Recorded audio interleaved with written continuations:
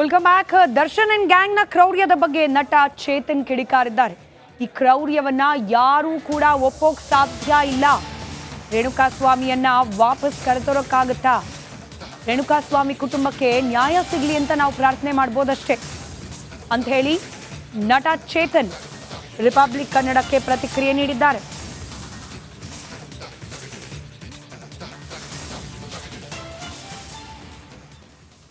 ನಮ್ಮ ಜೊತೆಗ ನಟ ಚೇತನ್ ಇದ್ದಾರೆ, ಬನ್ನಿ ಮಾತಾಡ್ಸೋಣ. ಸರ್, ನಿನ್ನೆ ಪೊಲೀಸರು ಚಾರ್ಜ್ ಶೀಟ್ ಸಲ್ಲಿಕೆ ಮಾಡಿದ್ದಾರೆ. ಡಿ ಗ್ಯಾಂಗ್ ವಿರುದ್ಧ ಅತಿ ಕ್ರೂರವಾಗಿ ಕೊಲೆ ಮಾಡಿದ್ದಾರೆ. ಈ ಸಹ ಫೋಟೋಸ ಬೇಡಿಕೊಂಡಿದ್ದಾರೆ ಸರ್, ಪರಿಪರಿಯಾಗಿ ಬೇಡಿಕೊಂಡಿದ್ದಾರೆ.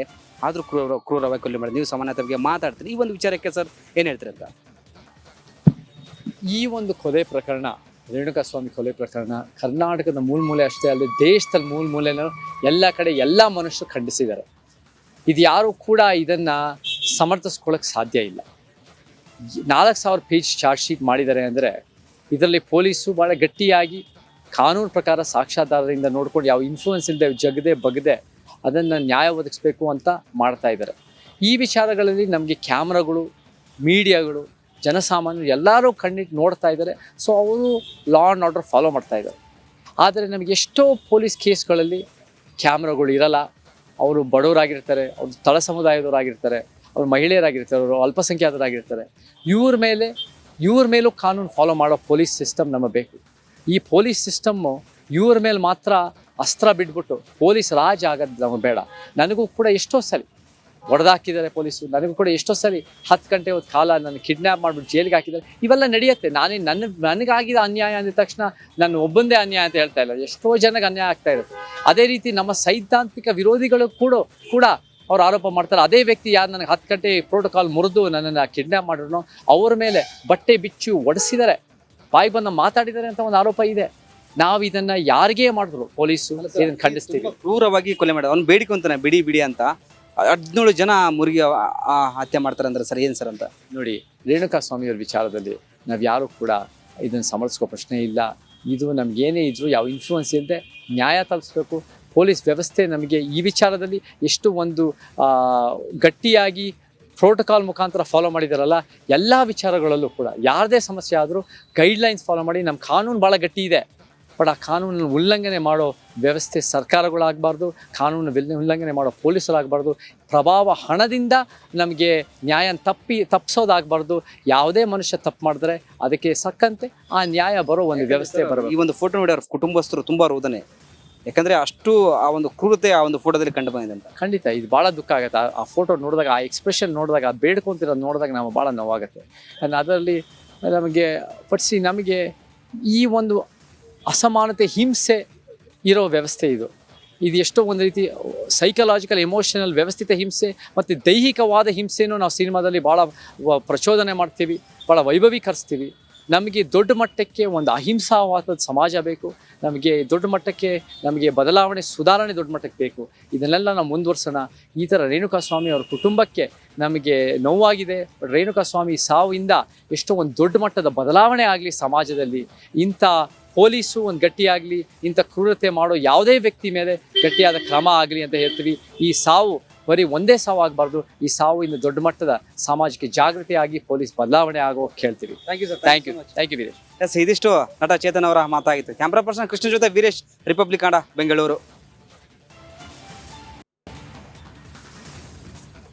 ಈ ಬಳ್ಳಾರಿ ಜೈಲಿನ ಎದುರು ಮಹಿಳಾ ಅಭಿಮಾನಿಯೊಬ್ಬರು ಹೈ ಡ್ರಾಮಾವನ್ನೇ ಸೃಷ್ಟಿ ಮಾಡಿದ್ದಾರೆ.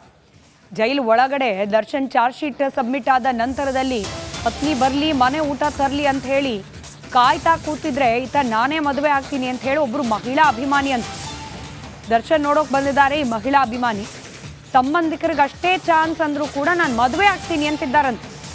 ದರ್ಶನ್ ಪತ್ನಿ ವಿಜಯಲಕ್ಷ್ಮಿ, ನಾನು ಜಸ್ಟ್ ಲಕ್ಷ್ಮಿ, ಅವ್ರು ವಿಜಯಲಕ್ಷ್ಮಿ, ನನ್ನ ಲಕ್ಷ್ಮಿ, ಮದುವೆ ಆಗ್ತೀನಿ ನನ್ನ ದರ್ಶನ್ ಅಂತ ಕೂತಿದ್ದಾರಂತೆ. ಜನ ಬರ್ಲಿ, ಇದು ಇಡೀ ದೇಶನೇ ಬರ್ಲಿ, ಅವ್ರಿಗೋಸ್ಕರ ಅಂತ ಕಾಯ್ತಾ ಇದಾರಲ್ಲ. ಬರ್ಲಿ ಏನು ಮಾತಾಡ್ಬೇಕಲ್ಲವಾ? ಮಾತಾಡ್ತಾರಲ್ಲ ರೀ ಸರ್, ಮಾತಾಡಕ್ ಬರ್ಬಾರ್ದ? ಅಲ್ಲ, ರಕ್ತ ಸಂಬಂಧಿ ಮಾತ್ರ ಬಿಡೋದಂತೆ. ರಕ್ತ ಸಂಬಂಧಿಗೆ ಮಾತ್ರ ಬಿಡೋದಂದ್ರೆ ಅವರು ನಮ್ದು ನಾವು ನೋಡ್ಬೇಕಂತ, ಅವ್ರಿಗೂ ನೋಡ್ಬೇಕಂತ ನಾವು ಬಂದೀವಿ ಮಾತಾಡಿ ಹೋಗ್ಬೇಕಂತ ಬಂದೀವಿ. ಇನ್ನು ಅವ್ರನ್ನೇ ಬಿಡ್ತೀವಿ, ನಮ್ಗೆ ಬಿಡಲ್ಲ ಅಂದ್ರೆ ಅವ್ರು ನಮ್ಗೆ ಬೇಕಂತಾನೆ ಬಂದೀವಲ್ಲ.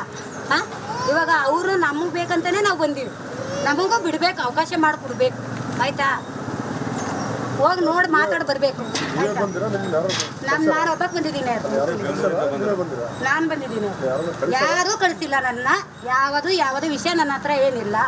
ನಾನು ಅಲ್ಲೂ ಹೋಗಿದ್ದೆ ರಪ್ನಗರದ, ಇವಾಗಲೂ ಬಂದಿದ್ದೀನಿ, ನಿನ್ನ ರಾತ್ರಿ ಬಂದಿದ್ದೀನಿ, ಪತ್ರ ಇಟ್ಟಿದ್ದೀನಿ. ಎಕ್ಸ್ಕ್ಲೂಸಿವ್ ಆಗಿ ರಿಪಬ್ಲಿಕನ್ಗೆ ಲಭ್ಯವಾಗಿದೆ ರೇಣುಕಾಸ್ವಾಮಿ ಕೊಲೆಗೆ ಬಳಸಿದ ಮೆಕ್ಕರ್ ಫೋಟೋ.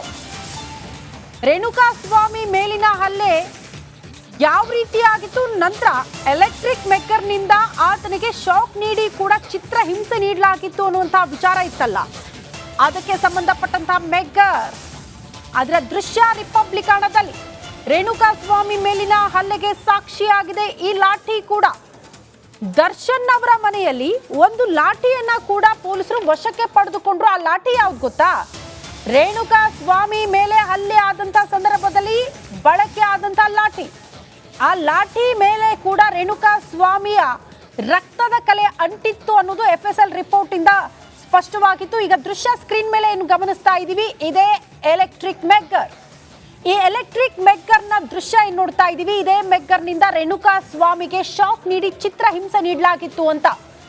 ಚಿತ್ರ ಹಿಂಸೆ ಅನ್ನೋದಕ್ಕಿಂತ ನಮಗೆ ಸಿಕ್ಕಿರುವಂತ ಮಾಹಿತಿ ಪ್ರಕಾರ ರೇಣುಕಾಸ್ವಾಮಿಯ ಜೀವ ಹೋದ ಮೇಲೆ ಆತ ಬದುಕಿದ್ದಾನ ಸತ್ತಿದ್ದಾನ ಅನ್ನೋದನ್ನ ಟೆಸ್ಟ್ ಮಾಡೋದಕ್ಕೆ ಈ ಎಲೆಕ್ಟ್ರಿಕ್ ಮೆಕ್ಕರ್ ಅನ್ನ ಬಳಕೆ ಮಾಡಿದ್ರು ಆರೋಪಿಗಳು ಅನ್ನೋದ್ರ ಬಗ್ಗೆ ಮಾಹಿತಿ ಇದೆ.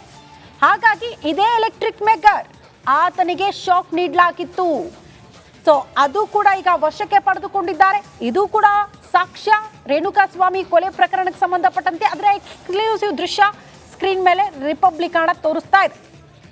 ಇವತ್ತು ಬೆಳಗ್ಗೆಯಿಂದಲೂ ಕೂಡ ರೇಣುಕಾಸ್ವಾಮಿ ಕೊಲೆ ಪ್ರಕರಣಕ್ಕೆ ಸಂಬಂಧಪಟ್ಟಂತ ಎಕ್ಸ್ಕ್ಲೂಸಿವ್ ದೃಶ್ಯ, ಒಂದಷ್ಟು ಫೋಟೋ ನೋಡ್ತಾ ಇದ್ವಿ. ಈಗ ಇದೇ ಹಗ್ಗ ದೃಶ್ಯದಲ್ಲಿ ನಾವು ಗಮನಿಸ್ತಾ ಇರೋದು ಒಂದು ಲಾಠಿ, ಹಗ್ಗ, ಮತ್ತೊಂದು ಎಲೆಕ್ಟ್ರಿಕ್ ಮೆಕ್ಕರ್, ಮೂರನ್ನ ಕೂಡ ಪೊಲೀಸರು ವಶಕ್ಕೆ ಪಡೆದುಕೊಂಡಿದ್ದಾರೆ.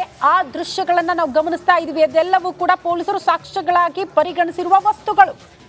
ಆದ್ರೆ ಎಕ್ಸ್ಕ್ಲೂಸಿವ್ ದೃಶ್ಯ ನಾವು ಗಮನಿಸ್ತಾ ಇದೀವಿ. ಒಂದ್ ಕಡೆ ಲಾಠಿ ದರ್ಶನ್ ಅವ್ರ ನಿವಾಸದಲ್ಲಿ ಇತ್ತು. ಇಲ್ಲಿ ಹೊಡೆದು ಬಡದಾದ್ಮೇಲೆ ಈ ಲಾಠಿ ನೇರವಾಗಿ ದರ್ಶನ್ ಅವ್ರ ಮನೆ ತಲುಪಿತ್ತು. ಅಲ್ಲಿ ರಿಕವರ್ ಮಾಡ್ಕೊಂಡಿದ್ದಾರೆ ಪೊಲೀಸರು. ಹೇಗ್ ಗೊತ್ತು ಅಂದ್ರೆ ಈ ಲಾಠಿ ಮೇಲೆ ರೇಣುಕಾಸ್ವಾಮಿಯ ರಕ್ತದ ಕಲೆ ಅಂಟಿತ್ತು ಅಂತ. ಹಾಗಾಗಿ FSL ರಿಪೋರ್ಟ್ ಕೂಡ ಅದನ್ನ ದೃಢಪಡಿಸಿದ ಬಳಿಕ ಅದನ್ನ ವಶಕ್ಕೆ ಪಡೆದುಕೊಂಡಿದ್ದಾರೆ ಪೊಲೀಸರು.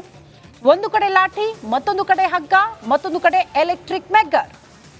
ಏನೇನು ವಸ್ತುಗಳನ್ನ ರೇಣುಕಾಸ್ವಾಮಿ ಕೊಲೆ ಮಾಡೋದಕ್ಕೆ, ಚಿತ್ರ ಹಿಂಸೆ ನೀಡೋದಕ್ಕೆ, ಹಲ್ಲೆ ಮಾಡೋದಕ್ಕೆ ಬಳಕೆ ಆಗಿತ್ತೋ ಅಷ್ಟು ವಸ್ತುಗಳು ಕೂಡ ಇವತ್ತು ರೇಣುಕಾಸ್ವಾಮಿ ಕೊಲೆ ಪ್ರಕರಣದ ಪ್ರಮುಖ ಸಾಕ್ಷ್ಯಗಳು.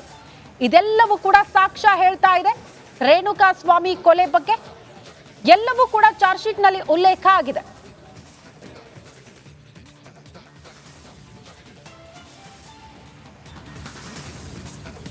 ಮೂರು ದೃಶ್ಯ ರಿಪಬ್ಲಿಕನ್ ಸ್ಕ್ರೀನ್ ಮೇಲೆ ನಾವು ನೋಡ್ತಾ ಇರೋದು ಎಕ್ಸ್ಕ್ಲೂಸಿವ್ ದೃಶ್ಯ. ಬೇರೆಲ್ಲೂ ಇಲ್ಲದ ಒಂದಷ್ಟು ಎಕ್ಸ್ಕ್ಲೂಸಿವ್ ದೃಶ್ಯವನ್ನ